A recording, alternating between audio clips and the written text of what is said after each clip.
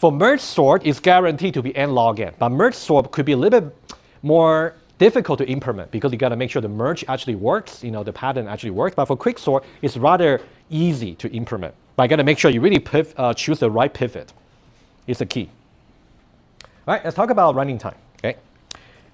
To start with, you can see that this part here is rather straightforward about the list being either empty or of size 1, just like a merge sort, right? I can simply say 1 and 1. That was easy, right? We don't need to repeat the details. And also, for the best case, will just be the same. The base case wouldn't really matter. Okay, so this one here, I can also say 1 and 1, which is base case. All right. And then, let me give you one example where the pivot I choose is so bad. All right, let's see.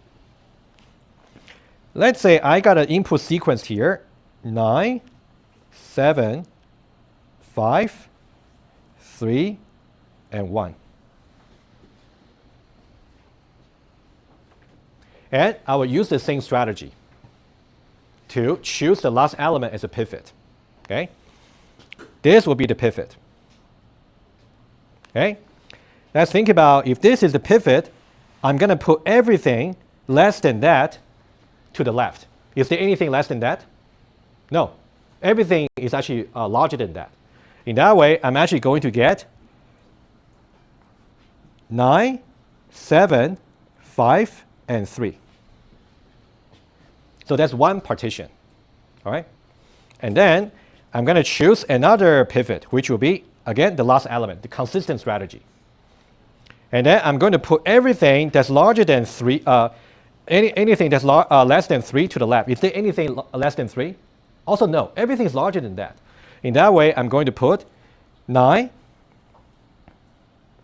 7, and 5. Okay. Similarly, you can see the pattern here. I choose 5 here. Everything is larger than that. I got 9 and 7.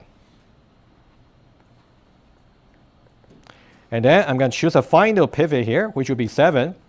And everything is actually larger than that. I'm going to put 9 here. How many partitions have I done? All right, if you think about it, partition 1, 2, 3, and 4.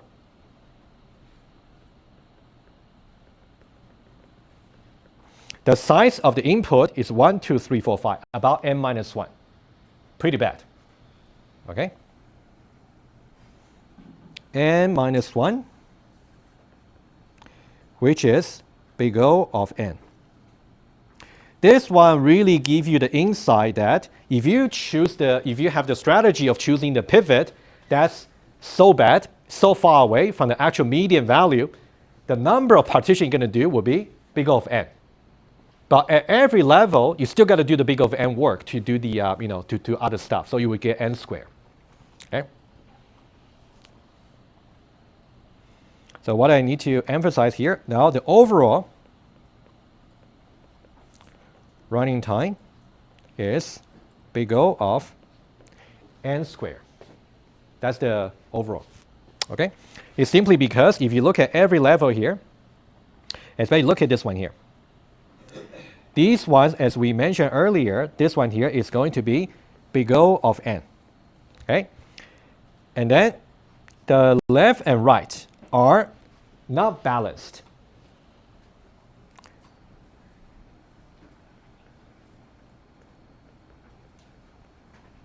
That's why it requires big O of n partition to really get down to the base cases. Okay? Roughly speaking, you can think about if you have a very bad pivot, the size of the left is going to be about big O of 1. And the size of the right is going to be about big O of n, roughly speaking, the size.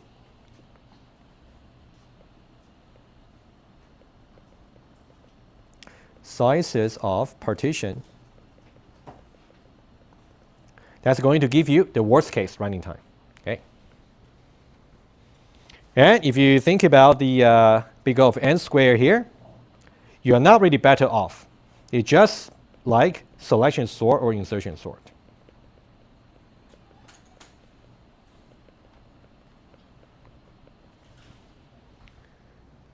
All right, any question here?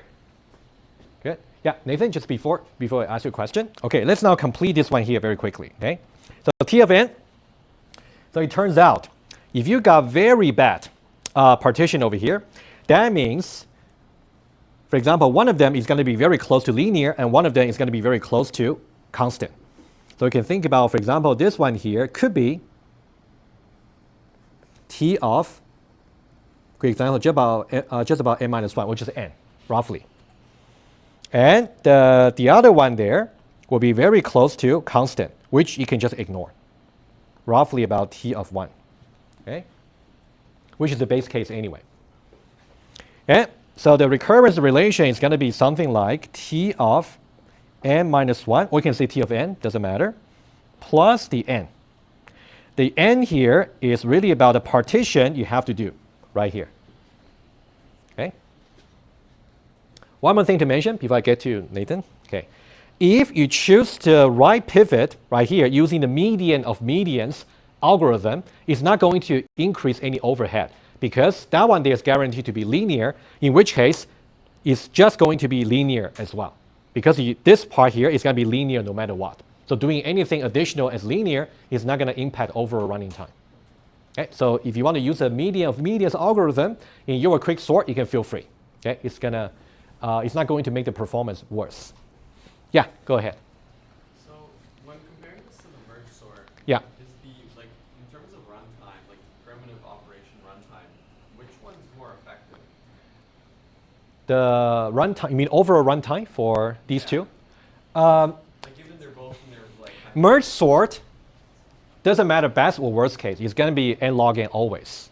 It's not possible to implement the merge sort and you got n squared. On the other hand, for the QuickSort, if you have chosen the pivot wisely, close to the median, then you will get n log n. But if you choose the median so badly, it's so far away from the median, you might get n squared. Yeah. All right? Yeah. So under the assumption that we have a correctly chosen pivot, how are they going to perform? Sorry? Under the assumption that we've chosen our pivot correctly, how would they perform? You mean for QuickSort?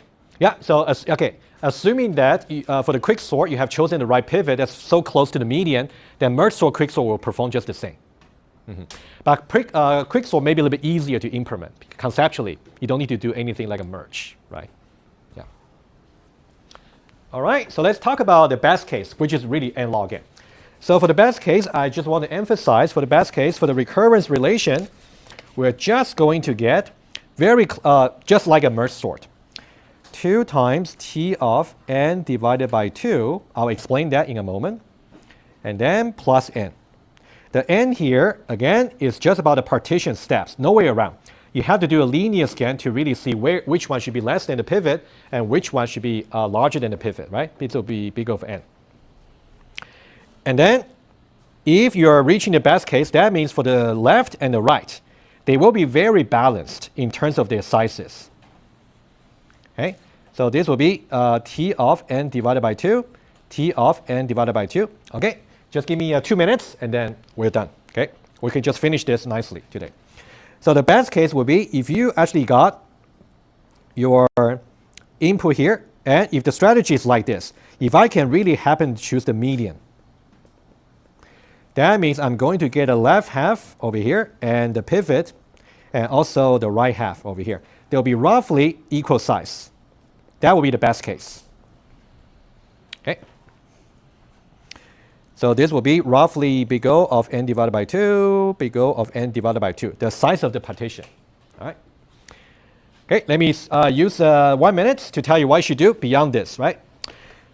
What you should do is you want to take the best case recurrence relation, solve it, and make sure it is n squared. Okay, so this one here will turn out to be big O of n squared. Oh, sorry, I beg your pardon. N log n, what am I saying? N log n, that's the best case. Just like merge sort. Just like merge sort. So if you solve this recurrence relation, you will just get the same answer. And then if you try to solve this one here, which we haven't really done, you'll get n squared. That's the worst case running time. All right, any question?